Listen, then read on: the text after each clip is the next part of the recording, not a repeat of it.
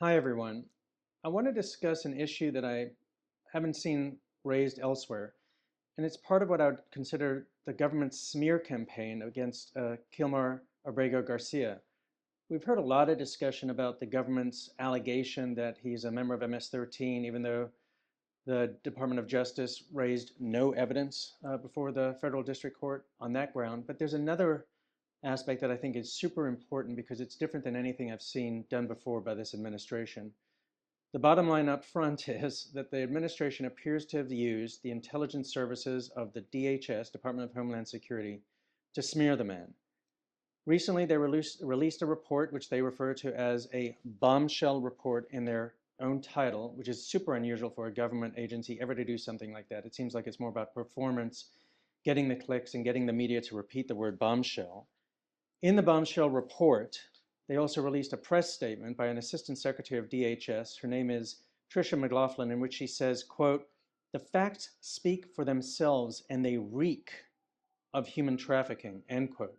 The idea there being that Mr. Abrego Garcia has been involved in human smuggling.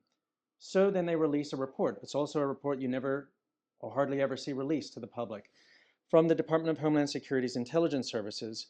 And in the report, just looking at it on its own terms, the facts speaking for themselves, there's nothing there. Here's what it says. In December of 2022, Mr. Abrego Garcia was pulled over by a traffic officer because of a minor traffic violation. The law enforcement agent, in walking up to the vehicle, noticed there were 8 other people in the car and there was no luggage. So he suspected that it might involve human smuggling, and that all of them said they shared the same home address. That is actually about it. You're thinking there's probably more to this story, but there's not. He then gets down all of their names, dates of birth, and their IDs, and he then lets them on their way without even citing Abrego Garcia for a traffic violation. And that's it. That's the end of it. There's nothing more. There's no reeking of human smuggling or human trafficking. It was just the temporary suspicion of a police officer, and then they did nothing further with it, even though they had apparently all the people's information. That's a smear campaign, and it's so unusual in a democracy for the intelligence services to be used for those kinds of purposes.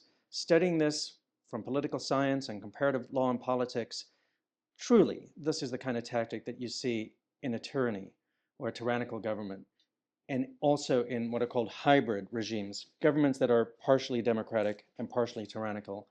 And we're seeing it here. And if they can use it for the intelligence services for this individual, think of who else they can use it for.